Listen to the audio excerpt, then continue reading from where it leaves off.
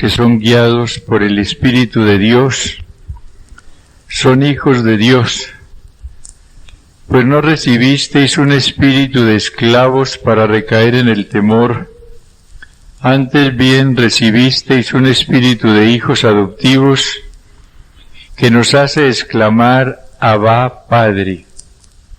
El Espíritu mismo se une a nuestro espíritu para dar testimonio de que somos hijos de Dios, y si hijos, también herederos, herederos de Dios y coherederos de Cristo, ya que sufrimos con Él para ser también con Él glorificados. De igual manera el Espíritu viene en ayuda de nuestra flaqueza, pues nosotros no sabemos orar como conviene, mas el Espíritu mismo intercede por nosotros con gemidos inefables, y el que escruta los corazones conoce cuál es la aspiración del Espíritu, y que su intercesión a favor de los santos es según Dios. Palabra de Dios. Señor Jesús, hacemos nuestro acto de fe en tu presencia adorable y amorosísima, aquí en medio de nosotros. Nos hemos reunido, Señor, hoy en torno a ti, el buen pastor, para darte gracias por la manera tan maravillosa como nos has conducido por medio de tu Santo Espíritu a lo largo de nuestra vida. Te damos gracias, oh buen pastor, porque siempre nos has conducido con tu amor, nos has librado de caer bajo el dominio del maligno, nos has alimentado con ese pan de vida de tu cuerpo y de tu sangre, y con ese pan maravilloso de tu palabra. Hoy queremos, Señor, reconocer de una manera especial tu amor, tu providencia, tu pastoreo maravilloso.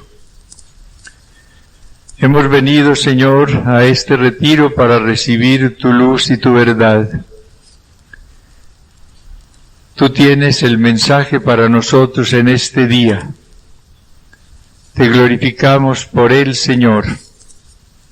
Te damos gracias por esa constante solicitud que tienes por cada uno de nosotros. Pon, Señor, tus palabras en mis labios en este día, que sea tu mensaje el que llegue a todos nosotros. Tú eres nuestro único Maestro, y a ti acudimos como a la verdad, a la luz, a la vida, para recibir todo lo que tú sabes que necesitamos, Señor. Ponemos también nuestro retiro bajo la protección maternal de Nuestra Señora, para que ella interceda también por nosotros. Dios te salve María, llena eres de gracia, el Señor es contigo. Bendita tú eres entre todas las mujeres y bendito es el fruto de tu vientre, Jesús.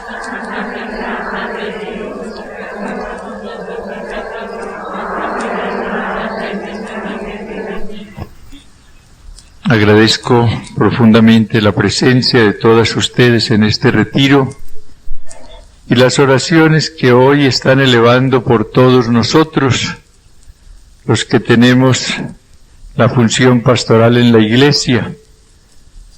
Oraciones que sé que hacen también a lo largo del año y que tanto necesitamos los sacerdotes para cumplir nuestra misión, para buscar únicamente el reino del Señor y no nuestro propio interés, para ser testigos de ese reino de Dios con nuestra vida y con nuestras palabras. Vamos a dedicar este retiro a reflexionar un poco sobre esa acción maravillosa del Espíritu Santo, reflexión que puede servirnos ya como preparación para la fiesta de Pentecostés que ya se aproxima.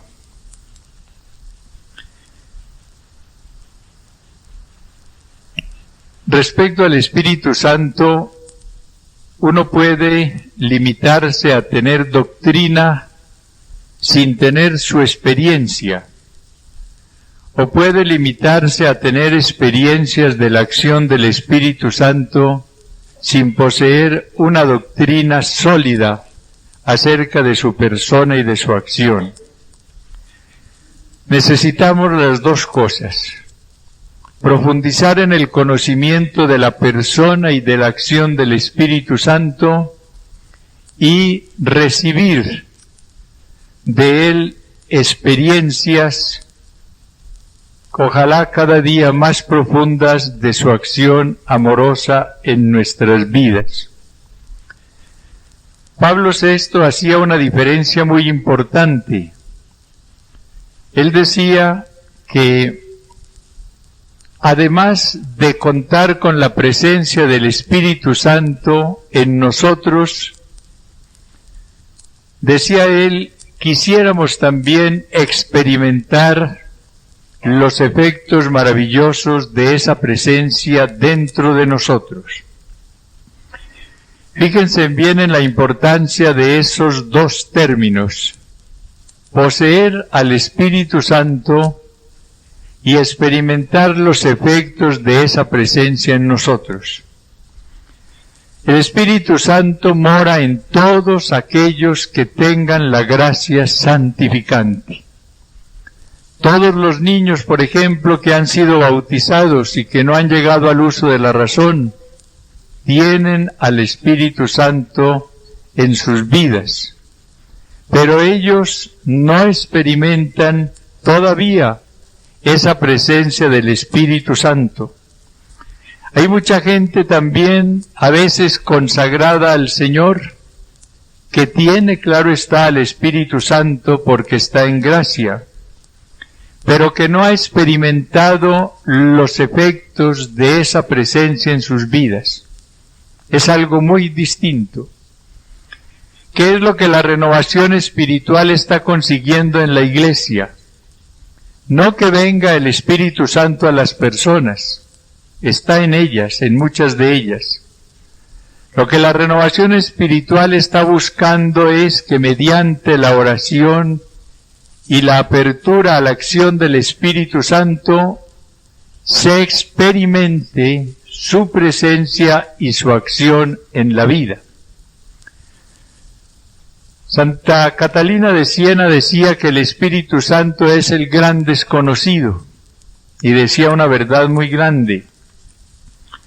Hoy podemos afirmar que va siendo cada vez más conocido, pero se trata no solamente de conocerlo, sino también de experimentar de una manera creciente su presencia y su acción en nosotros, óiganlo bien, sobre todo en el campo de la oración y en todo lo que sea evangelización. Ya volveremos sobre ese tema después. Hablemos un poco de lo que es la acción de la persona divina del Espíritu Santo, para que luego hablemos de la experiencia de su acción en nosotros. El Espíritu Santo, todas lo saben, es la tercera persona de la Santísima Trinidad.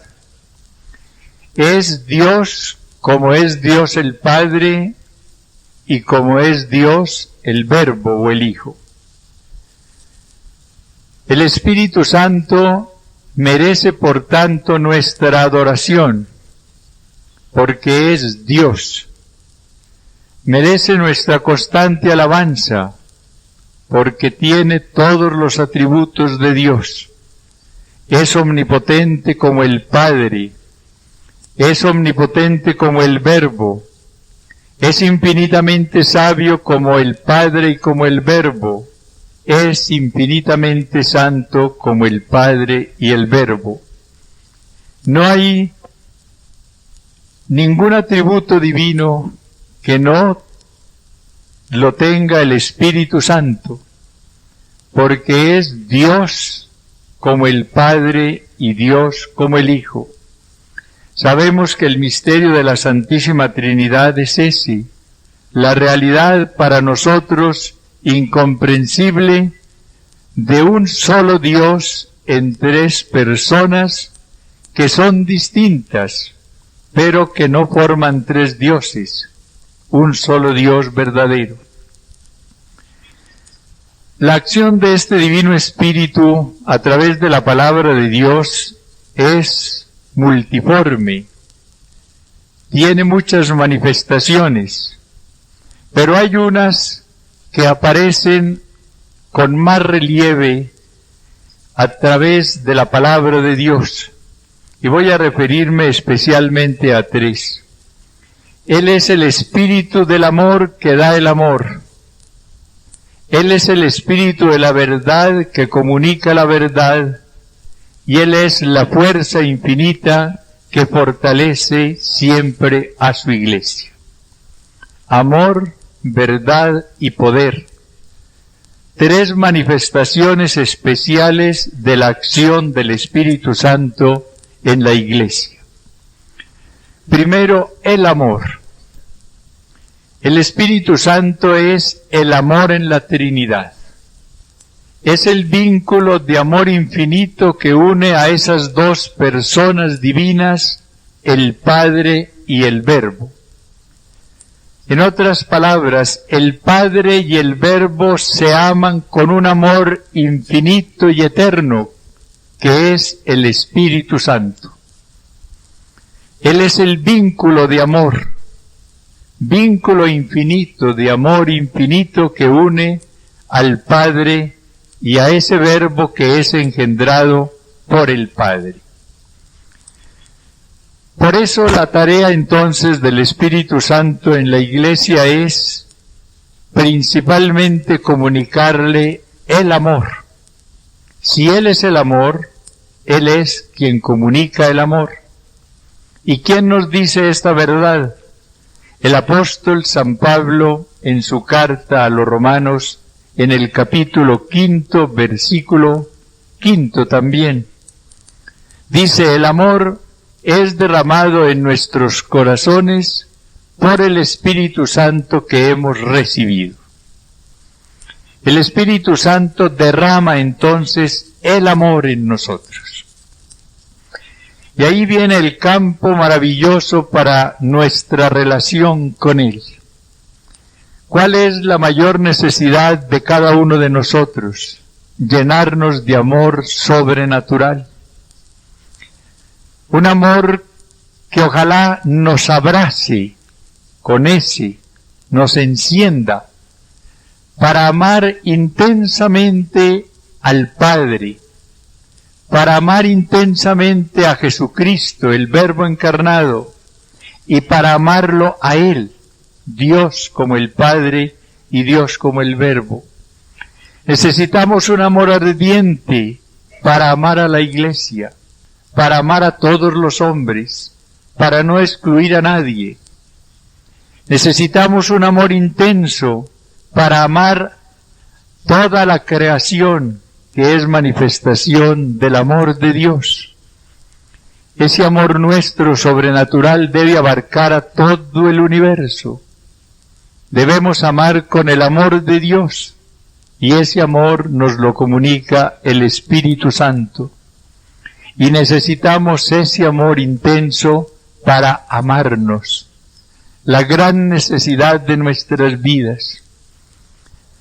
Ya les he dicho en otros retiros cómo uno de los mayores problemas, aún en las personas de vida consagrada, es ese, el no amarse, el rechazarse por defectos, por fracasos del pasado, por la formación negativa que se recibió tal vez desde el hogar. Estas personas que no se aman no son capaces tampoco de dar amor. Para poder comunicar amor, y esa debe ser la función de toda persona consagrada, para dar amor a todos los que se acerquen, a nosotros necesitamos amarnos con ese amor que da el Espíritu Santo también. No se trata únicamente del pobre amor natural que tiene tantas limitaciones, que fracasa tan fácilmente, que se enfría tan rápidamente. Se trata de ese amor que comunica el Espíritu Santo, que es siempre vivo, que es firme y que puede crecer indefinidamente porque es comunicado por el Espíritu Santo, que es el amor infinito. Cuando nos dirijamos al Espíritu Santo, digámosle en primer lugar: abrázame en tu amor, tú eres el amor. Abrázame en tu amor para que pueda amar a todos, amar a mi Dios, amar a mis hermanos, amar al universo, amarme personalmente. Hay muchas vidas consagradas amargadas, frías, duras, que en lugar de comunicar amor, rechazan, que en lugar de ser un testimonio que atraiga, son realidades dolorosas que alejan. La única solución para este problema que existe desafortunadamente es la apertura al Espíritu Santo, Espíritu de amor, para que Él vaya cambiando, como dice el profeta Ezequiel, nuestro corazón de piedra por el corazón de carne. Ahí está el gran trasplante que solamente puede hacer el Espíritu del Señor. Cambiar nuestra dureza por bondad, cambiar nuestro odio por amor, cambiar nuestra indiferencia por preocupación, cambiar nuestro egoísmo por servicio alegre y generoso. Una vida consagrada que no se entregue al servicio amoroso de los demás no vale la pena. Una vida consagrada que se reduzca a vivir en una casa, a hacer determinadas tareas, inclusive a cumplir fielmente unas prácticas de piedad, pero sin amor, no vale la pena. Toda persona consagrada debe dar amor. Amor primero a aquellas personas que vivan con ella. La persona consagrada debe dar el amor primero a los que estén a su lado. Hay gente muy bondadosa con los de afuera y duro con los que viven con ella. Ese no es el amor. El amor no tiene fronteras. El amor no escoge. El amor no elimina. El amor, si es el de Dios, tiene que llegar a todos. El amor de Dios llega a justos y pecadores, llega a niños y a viejos, llega a jóvenes y ancianos, llega a sabios e ignorantes, llega a pobres y a ricos.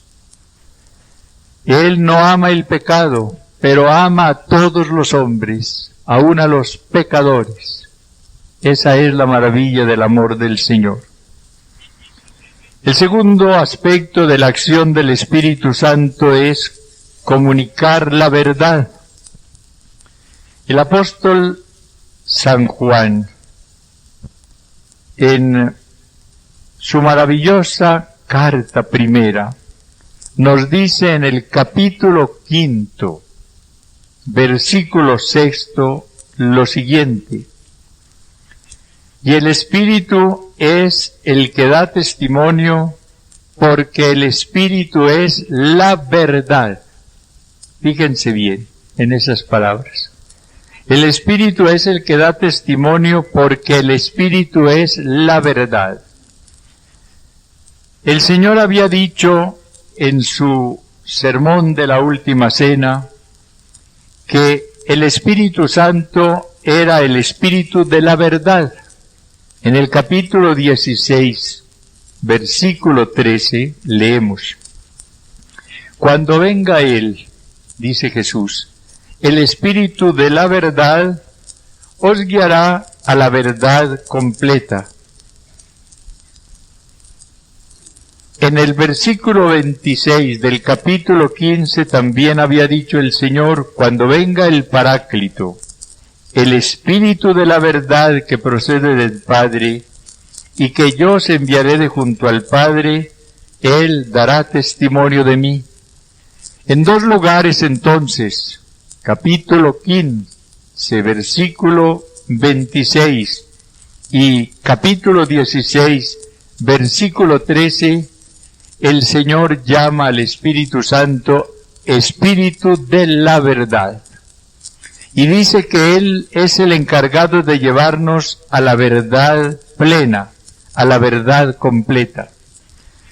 El apóstol San Juan, que había escrito este Evangelio, en su primera carta va más lejos y llama al Espíritu Santo no solamente Espíritu de la verdad, sino que dice que el Espíritu Santo es la verdad. El Espíritu Santo es la verdad. Otro punto entonces importantísimo, y algo que debe llevarnos a esperar más del Espíritu Santo. Él no solamente nos comunica el amor, que es lo primero, sino que también nos comunica la verdad. Y cuán importante es este aspecto en la actividad del Espíritu Santo. El demonio es llamado también en la Sagrada Escritura el padre de la mentira. Fíjense bien. El padre de la mentira, que miente siempre, que busca engañar, que busca arrastrar al error. Frente a él tenemos afortunadamente al Espíritu de la verdad, que es la misma verdad, el Espíritu Santo. Vivimos en una época sumamente difícil en el campo de las ideas. Son muchas las personas que han sido engañadas en esta época por distintas personas y a través de distintos medios. El error se va extendiendo por todas partes. Uno ve esa lucha titánica del Santo Padre por mantener a la Iglesia en la verdad, porque van surgiendo teólogos importantes con ideas desorientadoras. Ustedes han oído cómo la congregación que tiene a su cargo la defensa de la fe ha tenido que llamar a varios teólogos para revisar con ellos enseñanzas falsas que han divulgado en sus libros, para pedirles una aclaración y una rectificación. Hay una serie de ideas que van sembrando el desconcierto por todas partes. Es la hora de las tinieblas también esta. El Señor habló de la hora de las tinieblas, del poder de las tinieblas. Estamos en un momento en el cual las fuerzas espirituales están trabajando con toda intensidad.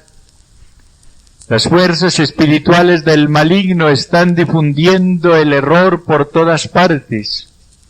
Pero frente a estas fuerzas tenebrosas está esa acción del Espíritu de la verdad, del Espíritu que es la verdad, y que nos mantendrá en la luz, dentro de esa verdad, y nos irá conduciendo a la verdad completa, si nos dejamos guiar, iluminar y conducir por Él. Esta acción iluminadora del Espíritu Santo es siempre necesaria, pero lo es de una manera especial en nuestros días. Cuando uno se acerca al Espíritu Santo con humildad y le dice: comunícame tu luz y tu verdad, Él nos las concede. Cuando uno le pide: no permitas que nadie me desoriente ni que yo me desoriente, Él nos atiende. Cuando nosotros le decimos con humildad, queremos caminar siempre en la verdad, tú eres la verdad, condúceme, Él nos oye. Claro que para esto necesitamos un requisito y es el de la humildad. La soberbia siempre nos lleva al engaño. El soberbio pronto queda bajo la fuerza y el poderío del error, de las tinieblas. El humilde va recibiendo la luz verdadera, la claridad del Espíritu Santo. Ojalá nosotros siempre nos sintamos discípulos humildes frente a este Maestro incomparable que es el Espíritu Santo, y le pidamos, llévame cada día más a la verdad, ilumíname cada día mejor. De esa manera no nos desviaremos, de esa manera tendremos cada día más luz y podremos comunicar mejor luz. Estamos, no olviden, en la época de la evangelización. La Iglesia se ha impuesto una tarea especial en esta época, siempre la ha tenido, pero ahora con más intensidad quiere realizarla. Evangelizar, llevar la buena nueva de la salvación, comunicar el mensaje de Jesús al mundo. Pero para no correr el peligro de tergiversar ese mensaje, para no mezclar verdades con mentiras, para no mezclar conceptos auténticamente evangélicos con conceptos carnales y mundanos, necesitamos la asistencia y la acción del Espíritu Santo en nosotros. El tercer aspecto es el del poder. Cuando el Señor habló antes de la ascensión del Espíritu Santo, se refirió especialmente a este aspecto. El Espíritu Santo es el que comunica el poder. En los Hechos de los Apóstoles, en el capítulo 1, versículo 6 y siguientes, leemos esto. Los que estaban reunidos, antes les dijo, les mandó que no se ausentasen de Jerusalén, sino que aguardasen la promesa del Padre que oísteis de mí. Que Juan bautizó con agua, pero vosotros seréis bautizados en el Espíritu Santo dentro de pocos días. Los que estaban reunidos le preguntaron, Señor, ¿es ahora cuando vas a restablecer el reino de Israel? Él les contestó, a vosotros no os toca conocer el tiempo y el momento que ha fijado el Padre con su autoridad, sino que recibiréis el poder del Espíritu Santo que vendrá sobre vosotros, y seréis mis testigos en Jerusalén, en toda Judea y Samaria y hasta los confines de la tierra. ¿Qué es lo que el Espíritu Santo comunica de una manera especial el día de Pentecostés? El poder. Los apóstoles estaban en gracia. Él les había dicho en la cena que estaban limpios, aunque no todos, porque allí estaba Judas. Los apóstoles tenían ya al Espíritu Santo. El Señor les había dicho el día de la resurrección, recibid al Espíritu Santo. Los apóstoles tenían la virtud de la caridad, claro está. Ellos amaban ya mucho al Señor. Pedro, por ejemplo, le dice cuando el Señor le pregunta 3 veces si lo ama, Señor, tú lo sabes todo, tú sabes que te amo.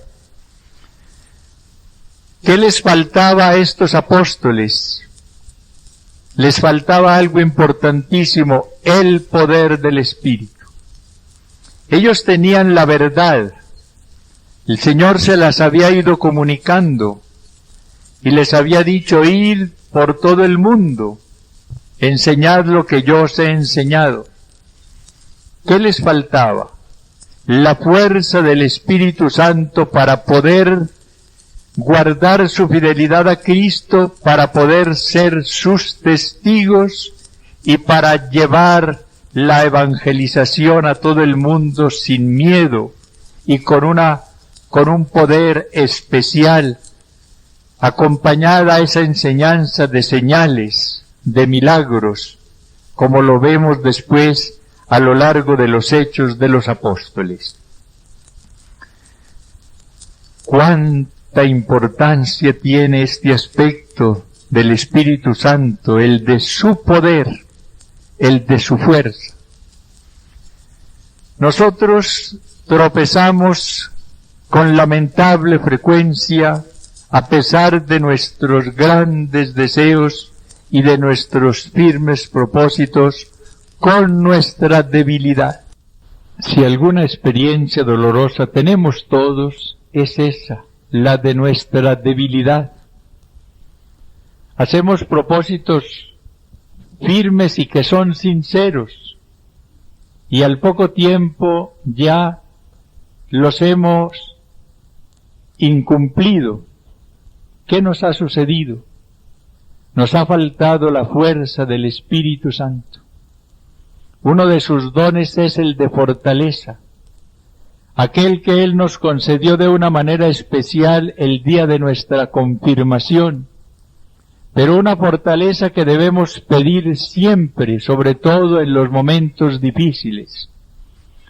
Si queremos perseverar, y vemos que la perseverancia es cada día más difícil, si queremos conservar nuestra fidelidad hasta la muerte, y vemos cuán difícil y escasa va siendo la fidelidad en esta época, necesitamos la fuerza del Espíritu Santo.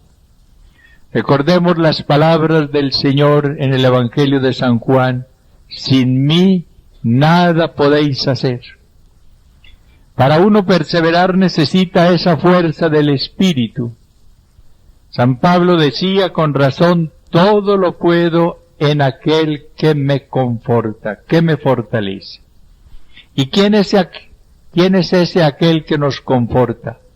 El Espíritu Santo, que con su poder hace que nosotros no nos dejemos doblegar por nuestra debilidad. Con su poder nos concede la gracia de la fidelidad hasta la muerte. Pero necesitamos también el poder del Espíritu Santo para nuestro apostolado. Hay personas que han fincado todas sus esperanzas apostólicas en su preparación humana y en sus técnicas. Y pasado un tiempo se han encontrado con grandes fracasos. ¿Por qué? Porque lo que consigue la preparación humana solamente y la técnica humana solamente es muy poco. Uno puede tener gran erudición, inteligencia muy profunda, y puede poseer porque ha aprendido grandes técnicas, y al llegar al apostolado conseguirá muy poco. ¿Por qué? Porque lo humano consigue muy poco o nada. La fuerza de la pastoral está en el Espíritu Santo. No olviden eso. Solamente quienes trabajan apostólicamente bajo la acción del Espíritu Santo y humildemente cuentan ante todo con su poder, hacen mucho por la extensión del reino de Dios. Todo lo puedo en aquel que me conforta. Ustedes recuerdan cómo San Pablo, cuando llega a Corinto, les habla de cómo él no ha puesto su confianza en lo humano, sino en el poder del Espíritu, en el poder de la cruz. Dice en el versículo 17 del capítulo 1, porque no me envió Cristo a bautizar, sino a predicar el Evangelio. y no con palabras sabias, para no desvirtuar la cruz de Cristo. Pues la predicación de la cruz es una necesidad para los que se pierden, mas para los que se salvan es fuerza de Dios. La necedad divina es más sabia que la sabiduría de los hombres, y la debilidad divina más fuerte que la fuerza de los hombres. Mirad, hermanos, quienes habéis sido llamados, no hay muchos sabios según la carne, ni muchos poderosos, ni muchos de la nobleza. Ha escogido Dios más bien lo necio del mundo para confundir a los sabios, y ha escogido Dios lo débil del mundo para confundir lo fuerte, para que ningún mortal se gloríe en la presencia de Dios. De Él os viene que estéis en Cristo Jesús, al cual hizo Dios para vosotros sabiduría, justicia, santificación y redención. Y dice esto: yo, hermanos, cuando fui a vosotros, no fui con el prestigio de la palabra o de la sabiduría a anunciaros el testimonio de Dios, pues no quise saber entre vosotros sino a Jesucristo y este crucificado. Y me presenté ante vosotros, oigan bien esto, débil, tímido y tembloroso, y mi palabra y mi predicación no tuvieron nada de los persuasivos discursos de la sabiduría humana, sino que fueron una demostración del Espíritu y del poder, para que vuestra fe se fundase, no en sabidurías de hombres, sino en el poder de Dios. Repasen estas palabras cuando ustedes mediten sobre la misión evangelizadora que tienen. Capítulo 1 y 2 de la primera carta a los Corintios. Sobre todo este capítulo 2. Poder del Espíritu, poder de Dios. Eso fue lo que permitió a San Pablo convertir un puerto pagano como era el de Corinto en una iglesia fuerte, llena de carismas, llena de gran vitalidad, el poder del Espíritu.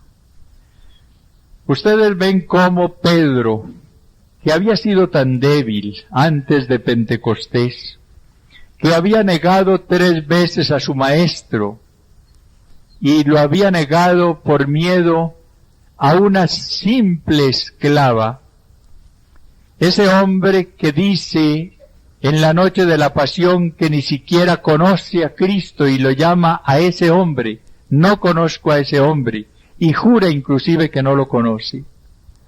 Este hombre, cuando recibe el poder del Espíritu, sale al balcón, pronuncia valerosamente ese gran querigma que encontramos en el libro de los Hechos, en el capítulo 2, y tiene tanta fuerza esa predicación que ese día convierte a 3,000 personas.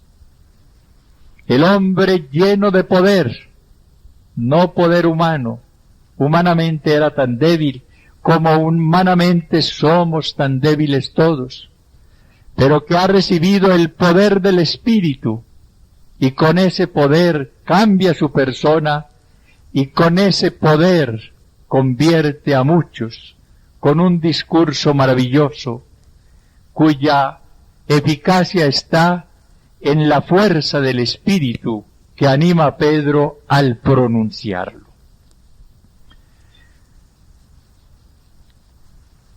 Hoy muchos se equivocan creyendo que la eficacia de la evangelización va a estar en la gran preparación universitaria de las personas.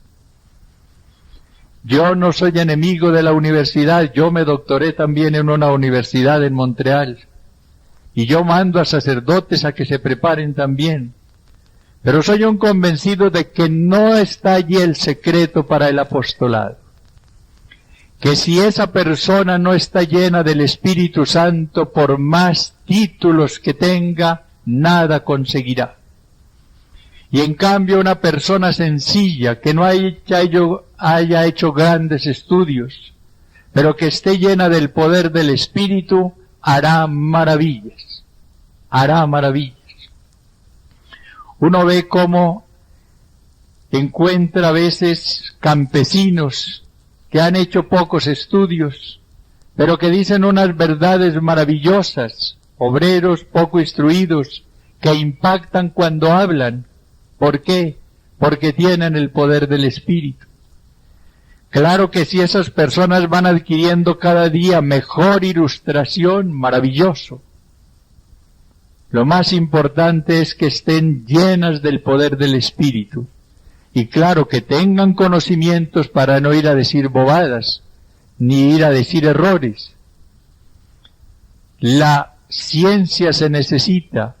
Hay que estudiar, hay que prepararse, pero ante todo llenarse del poder del Espíritu. Ante todo llenarse del poder del Espíritu.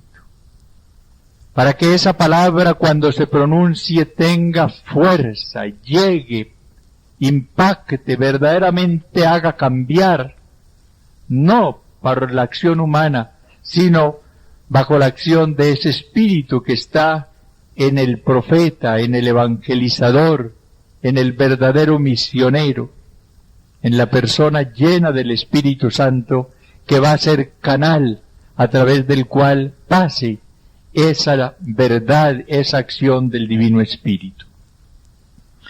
Es el aspecto doctrinal al cual quería referirme hoy primero. 3 puntos. El Espíritu Santo, Dios como el Padre y el Verbo da el amor. El Espíritu Santo, que es la verdad, comunica la verdad. Y el Espíritu Santo nos da su fortaleza, la que necesitamos personalmente para sostenernos fieles a las promesas y compromisos del bautismo y para tener un ministerio eficaz para la extensión del reino de Dios. Pero viene a un segundo punto al cual me tendré que referir brevemente porque no hay tiempo, y es la experiencia de la acción del Espíritu Santo en nosotros. Y yo quiero limitarme a un punto, la experiencia del Espíritu Santo en la oración.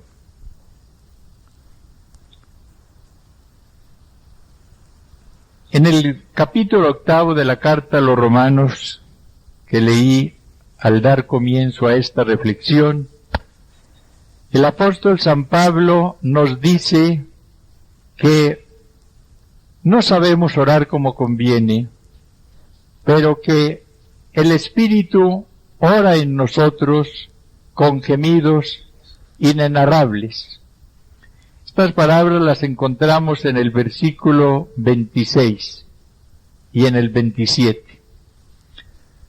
De igual manera, el Espíritu viene en ayuda de nuestra flaqueza, pues nosotros no sabemos pedir como conviene, mas el Espíritu mismo intercede por nosotros con gemidos inefables.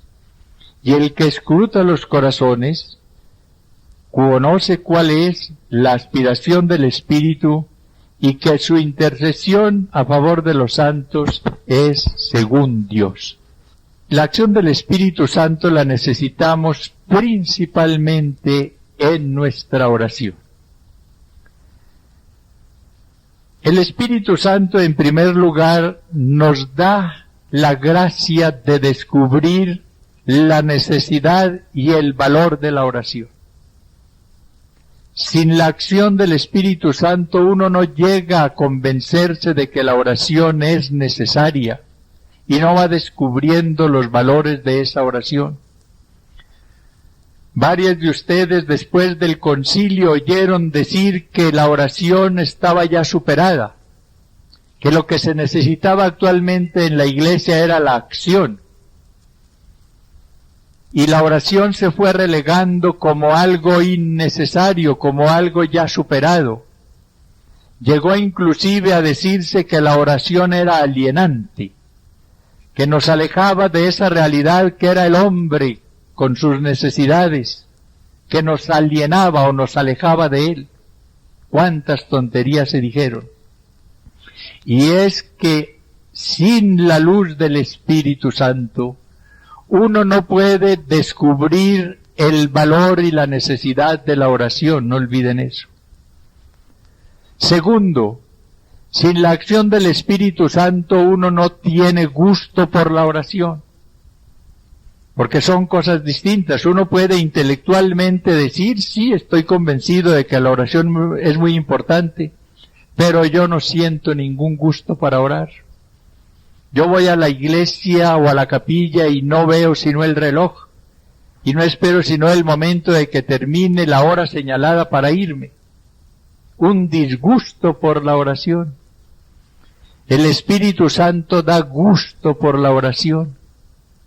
¿Y cómo nos da gusto por la oración? Muy sencillo, dándonos allí experiencias no sensibles, sino en el campo de la conciencia del amor de Dios. Cuando se habla de experiencia de Dios, óiganlo bien, hay que hablar de algo que se experimenta o se vive en la conciencia, no en la parte sensible únicamente. Claro que si una experiencia es intensa en la conciencia, va a repercutir también sensiblemente. Ese fue el caso de Pentecostés.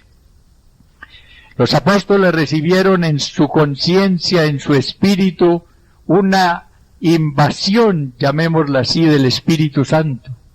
Quedaron, dicen los Hechos, todos llenos del Espíritu Santo. Y esa invasión en el Espíritu fue tan intensa que repercutió en la parte sensible. Y tenían tanta alegría exterior sensible que daban la apariencia de estar borrachos. Y lo primero que tiene que hacer San Pedro es decirle a esa gente, miren, no están borrachos. Si está todavía empezando el día, ¿cómo van a estar borrachos? Claro que era esa época. Ahora los borrachitos sí amanecen muchos. Él estaba defendiendo a los apóstoles de una falsa interpretación de su alegría tan grande. Estaban cantando las maravillas de Dios, glorificándolo en lenguas. ¿Por qué? Porque era tal la plenitud interior que repercutía en la parte sensible, pero la efusión no había estado limitada a los sentidos, ni mucho menos. Era su persona, era su espíritu ante todo, el que había recibido la efusión plena del Espíritu Santo. Nosotros tenemos que pedir esas experiencias de Dios, no olviden eso. Experiencias de Dios en nuestro espíritu, experiencias de Dios en la conciencia, y esa es la acción del Espíritu Santo. Uno no va a tener la experiencia del amor de Dios haciendo un esfuerzo intelectual, no. Tiene que recibir ese don del Espíritu. Tiene que recibir esa efusión especial del Espíritu. La experiencia de Dios no la produce sino Dios. La experiencia de Dios es la acción del Espíritu Santo en nosotros. Y Él la va regalando como quiere, cuando quiere, a quien quiere, pero hay que pedirla. Si ustedes en la oración le dicen al Divino Espíritu, mira, estoy con gran sequedad, no siento ningún gusto por orar, yo no siento interés por ti, Señor, regálame una experiencia de tu amor. Tengan la seguridad de que Él atiende esa súplica. No la atenderá tal vez inmediatamente, exigirá que haya más generosidad en la persona, por ejemplo, que perdone una ofensa, que sea más fiel al cumplimiento en el cumplimiento de sus deberes, que tenga más generosidad y menos egoísmo. Pero si esta persona va dándole al Espíritu Santo lo que Él le va pidiendo, le irá dando experiencias intensas de su amor. No experiencias sensibles, no. Experiencias profundas de la conciencia del Espíritu. Pueden repercutir en la parte sensible, pero su valor está en el interior. Tenemos que ser personas de oración. Y para eso necesitamos aquello que dice el profeta Zacarías, o el Señor por medio de este profeta. Derramaré sobre vosotros un espíritu de gracia y de oración.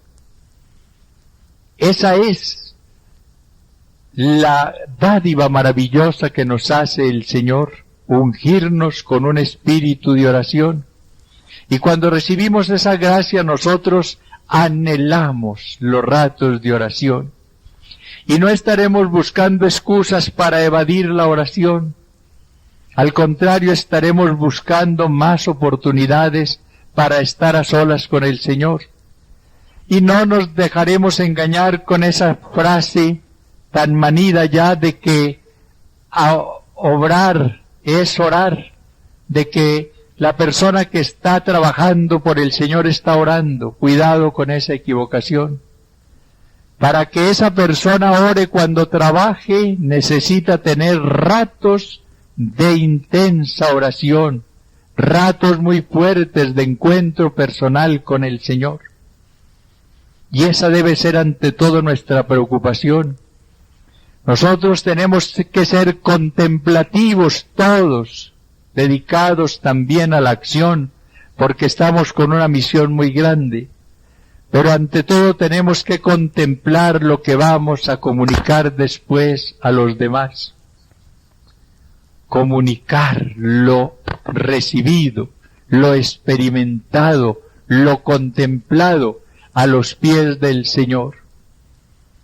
Antes de ser Martas en un apostolado activo, tenemos que ser Marías, personas que a los pies del Señor escuchen su palabra, como nos dice San Lucas en el versículo 38 del capítulo 10.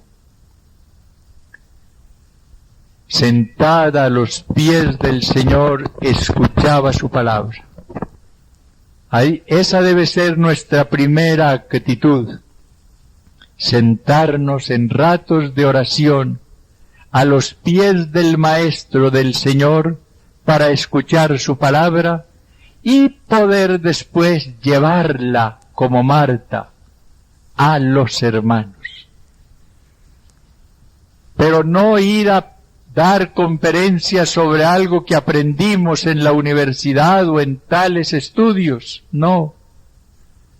Escuchar al Señor primero y luego llevar su mensaje a los demás con la preparación intelectual, ojalá muy grande que tengamos, pero no limitándonos a la sola preparación intelectual.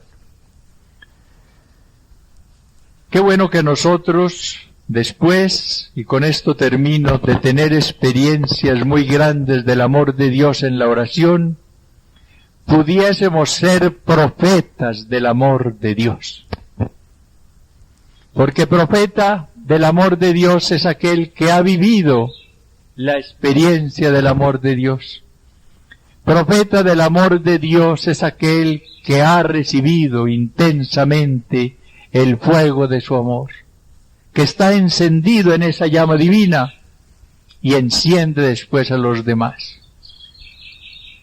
Algo maravilloso es lo que el Espíritu Santo quiere hacer en nosotros.